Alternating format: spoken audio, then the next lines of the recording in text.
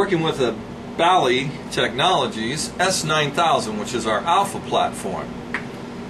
There seems to be a problem with the printer, so we're going to show you how to replace a printer. First of all, you'll notice that the Bally S9000 has two power switches.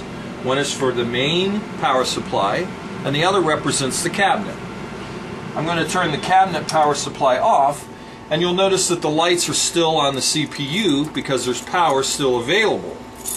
This will allow us to replace the printer without rebooting the game.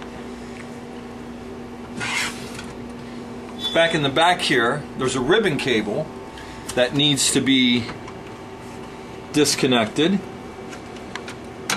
And also underneath, there's a quick release lever.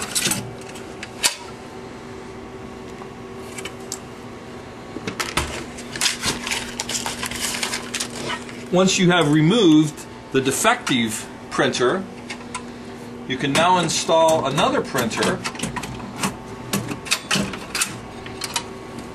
making sure that you reinstall the ribbon cable.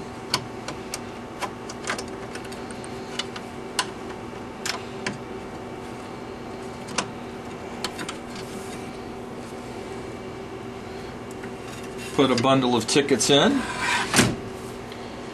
Power up.